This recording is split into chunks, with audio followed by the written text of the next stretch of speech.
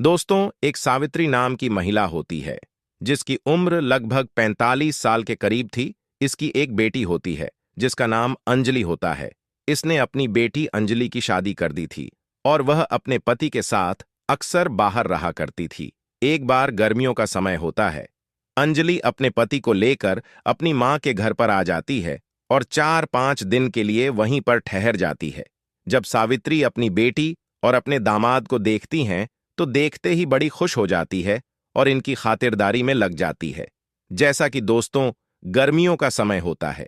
यह लोग सब साथ में बैठकर रात के 9 बजे के करीब खाना पीना खाते हैं और खाना पीना खाने के बाद ऊपर छत पर सोने के लिए चले जाते हैं। सावित्री नीचे से देसी तेल लाती है और अपने सिरहाने रखकर सो जाती है। उसका दामाद यह सब देख लेता है और सोचने लगता है कि सासू मां देसी तेल का क्या करती है, लेकिन सावित्री का यह रोज का काम था। वह रोज देसी तेल अपने सिरहाने रखकर सोया करती थी। अब उसके दामाद का दिमाग ठनक जाता है। वह सोचने लगता है और इस राज का पता लगाने के लिए पूरी कोशिश करता है और वो ठान लेता है कि इस राज का वह पूरा पता लगाकर रहेगा कि रोज रोज सासू मां इस देसी तेल का क्या करती है। दोस्तों, 5 दिन का समय गुजर जाता है।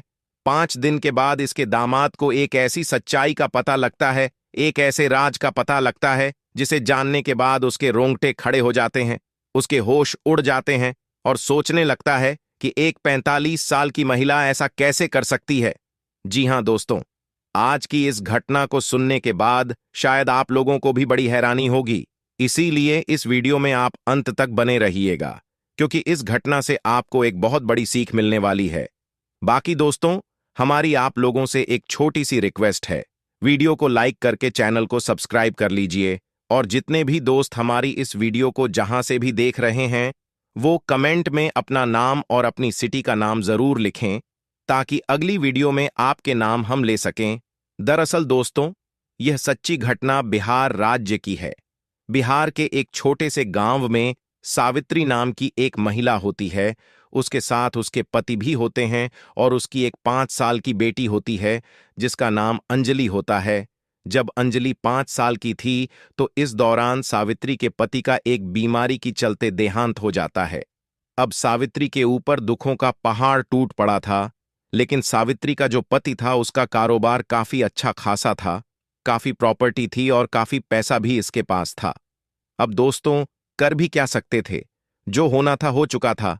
अब सावित्री अपनी बेटी के साथ रहने लगती है और उसको अच्छे से पढ़ाने लिखाने लगती हैं। जो उसकी बेटी अंजलि होती है वह अच्छे से पढ़ती है और पढ़ते पढ़ते लगभग 20 साल की हो जाती है। अब उसकी शादी की चिंता उसकी मां को सताने लगी थी, इसलिए पास के ही एक गांव में अंजलि की शादी करा देती है। अंजलि का पति एक कंपनी में जॉब करता था। उसकी सैलरी भी अच्छी खासी थी। जॉब के सिलसिले में वह अक्सर बाहर ही रहा करता था, इसीलिए वह अपनी पत्नी अंजलि को भी अपने साथ में ही रखता था। इस तरीके से दोस्तों लगभग 2 साल का समय गुजर जाता है। एक बार गर्मियों की छुट्टी होती है। अंजलि अपने पति को लेकर अपनी मां के घर पर आ जाती है और यह सोचने लगती है कि 4-5 दिन तक वह यहीं पर रहेगी। जब सावित्री अपने दामाद और अपनी बेटी को देखती हैं तो देखते ही खुश हो जाती है और उनकी खातिरदारी में लग जाती है। दोस्तों, शाम का समय होता है। यह सब लोग एक साथ बैठकर खाना पीना खाते हैं। फिर सावित्री एक कमरे की साफ सफाई करने लगती है। अचानक उसका दामाद उसे साफ सफाई करते हुए देख लेता है और अपनी सास से पूछता है कि सासू मां, आप ये क्या कर रही हो? तो सावित्री उससे कहती है कि दामाद जी, यहां पर आप लोगों को सोना है, ये आपके सोने का इंतजाम कर रही हूं। फिर दामाद जी कहते हैं कि हम तो छत पर भी सो जाएंगे, गर्मी का मौसम है। लेकिन उसकी सास कहती है कि अगर आप लोग छत पर सो गए तो बाहर के पड़ोसी लोग देखेंगे, तरह तरह की बातें करेंगे। आप काफी दिनों के बाद आए हो, मेरी बेइज्जती हो जाएगी। फिर जो उसका दामाद होता है वह उसकी बात मान जाते हैं और कहता है कि चलो ठीक है, अगर आप यही चाहती हो कि हम दोनों यहीं पर सो जाएं तो आप हमारा बिस्तर यहीं पर कर दीजिएगा। दोस्तों, इस तरीके से लगभग 3 दिन का समय गुजर जाता है।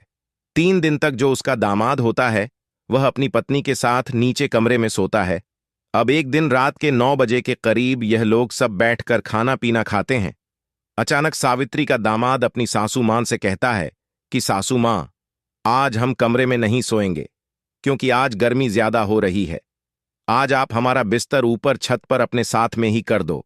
सावित्री उसकी बात टाल नहीं पाती है और कहती है कि चलो ठीक है, अगर तुम्हारा मन ऊपर छत पर सोने का है तो आज मैं तुम्हारा बिस्तर ऊपर ही कर देता हूं। अब यह लोग जो है खाना पीना खाते हैं, जो इसका दामाद होता है वह सोने के लिए ऊपर छत पर अपनी चारपाई पर जाकर लेट जाता है। लगभग 1 घंटे के बाद सावित्री नीचे से एक देसी तेल की बोतल लाती है और अपने सिरहाने रखकर वह सो जाती है।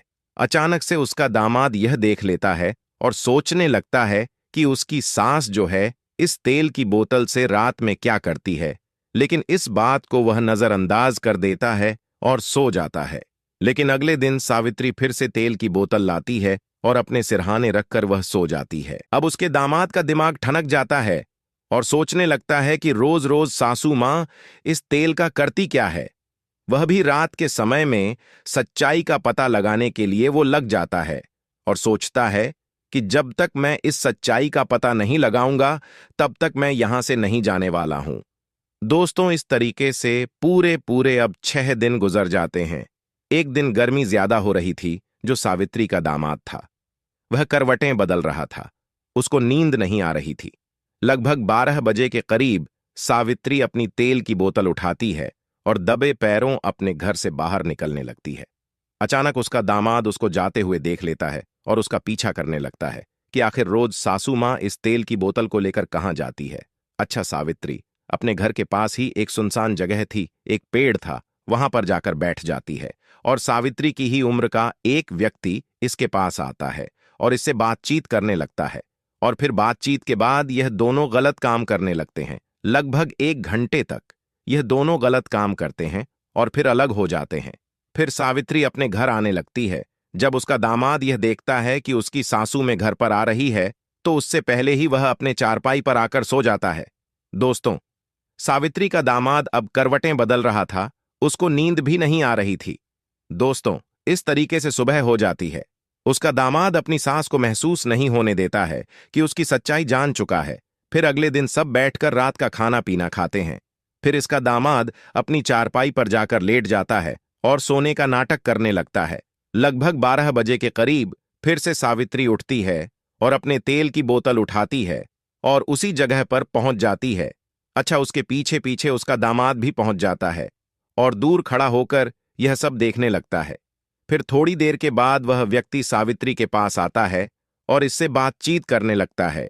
बातचीत करने के बाद फिर दोनों गलत काम करने लगते हैं और इस बार यह दोनों 2 घंटे तक गलत काम करते हैं और 2 घंटे में इन दोनों ने लगभग कई बार गलत काम किया था।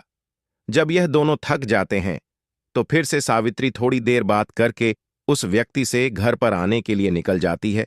जो उसका दामाद होता है वह पहले ही अपने चारपाई पर आकर सो जाता है। दोस्तों, सावित्री के दामाद को यह तो पता लग चुका था कि जो उसकी सास है वह एक गैर मर्द के साथ संबंध बनाती है और अपनी तन की प्यास बुझाया करती है, लेकिन उसे अभी तक यह पता नहीं लगा था कि जो उसकी तेल की बोतल होती है जिसको वह साथ में लेकर जाती है और उस देसी तेल का क्या करती है। इसीलिए उसने सोचा कि अगले दिन वह इस बात का पूरा सच्चाई जानकर रहेगा कि आखिर तेल की बोतल से वह करती क्या है। दोस्तों, अगले दिन लगभग रात के 12 बजे के करीब सावित्री अपनी बिस्तर से उठती है और दबे पैरों उसी जगह पर पहुंच जाती है जहां पर वह रोज उस व्यक्ति से मिला करती है।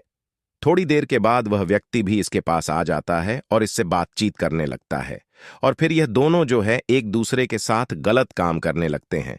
गलत काम करने के बाद जब ये थक जाते हैं तो फिर अलग होते हैं और सावित्री अपने घर की तरफ आने लगती है, लेकिन उसका जो दामाद है वह दूर खड़ा हुआ यह सब देख रहा होता है और अचानक से वह घर के मेन गेट पर आकर खड़ा हो जाता है और सावित्री का रास्ता रोक लेता है। जब सावित्री अपने दामाद को देखती है तो उसके पैरों के नीचे से जमीन खिसक जाती है। उसके होश उड़ जाते हैं और वह कहती हैं कि दामाद जी, आप सोए नहीं हो और यहां पर क्या कर रहे हो।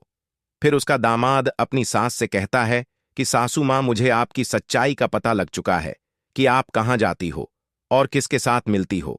जब उसके सास यह बात सुनती है तो दंग रह जाती है और उससे कहती है कि बेटा, यह बात तुम किसी को मत बताना, नहीं तो मेरी बदनामी हो जाएगी। फिर उसका दामाद उससे कहता है कि चलो यह बात तो ठीक है कि आप किसी से मिलती हो, संबंध बनाती हो, यहां तक तो समझ में आता है। लेकिन यह जो देसी तेल की बोतल आप अपने साथ लेकर जाती हो, इसका राज क्या है? इसकी सच्चाई क्या है? इसकी सच्चाई आज मुझे जाननी है। फिर सावित्री अपने दामाद से कहती है कि दामाद जी, आप तो जानते हो, जब अंजलि 5 साल की थी तो उस समय मेरे पति यानी कि तुम्हारे ससुर का एक बीमारी के चलते देहांत हो चुका था। हमारे पास पैसे की कोई कमी नहीं थी, इसीलिए मैंने अंजलि का एक स्कूल में एडमिशन करवा दिया और वह पढ़ाई लिखाई करने लगी। लेकिन मैं तो अकेली हो चुकी थी, मुझे अकेलापन महसूस होने लगा था, इसलिए मैंने इस व्यक्ति का सहारा लिया और यह व्यक्ति मेरा प्रेमी बन गया। इस व्यक्ति ने मेरी बहुत मदद की है, मेरे सुख दुख में काम आया है, इसलिए इसको मैं छोड़ना नहीं चाहती हूं। जब आप यहां पर नहीं आए थे तो इसको मैं अपने घर पर रोज रात में बुलाया करती थी, लेकिन जब आप यहां पर आ गए तो मैंने सोचा कि अब घर में मिलना संभव नहीं है, इसलिए मैंने इसको बाहर बुलाना शुरू कर दिया। फिर जो उसका दामाद होता है वह अपनी सास से कहते हैं कि सासू माँ, यहां तक तो सब ठीक है, लेकिन इस तेल की सच्चाई क्या है, इसके बारे में आप मुझे बताइए। तो फिर सावित्री उससे कहती है कि बेटा देखो, अभी हम लोगों की उम्र ज्यादा हो चुकी है, ये जो तेल है ये सरसों का तेल है। मैं इसको इसलिए साथ लेकर जाती हूं, जो मेरा प्रेमी होता है वह इससे काफी लगाव रखता है और वह इसको अपने प्राइवेट पार्ट पर लगता है।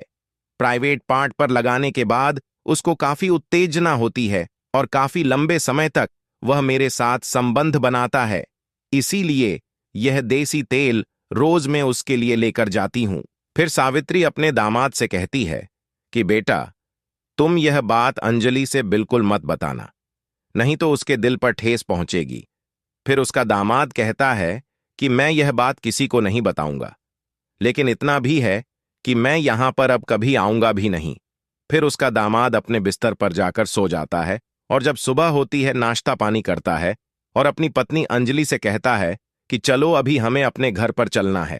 फिर अंजलि उससे कहती है कि आखिर बात क्या है, लेकिन वह कुछ बताता नहीं है और उससे कहता है कि बस अपना सामान उठाओ और यहां से हम दोनों को अभी चलना है। फिर यह दोनों अपना सामान उठाते हैं और तुरंत ही वहां से निकल जाते हैं। दोस्तों, इस कहानी को सुनाने का हमारा मकसद आप लोगों को परेशान करना या आपका दिल दुखाना नहीं है, सिर्फ आप लोगों को सचेत और जागरूक करना है कि हमारे समाज में इस तरह के अपराध हो रहे हैं। इसलिए दोस्तों, इस तरह के अपराध रोकने के लिए आप हमेशा बढ़ चढ़कर के हिस्सा लें। दोस्तों, मिलेंगे फिर एक नई वीडियो में। आप अपना और अपनों का ख्याल रखें।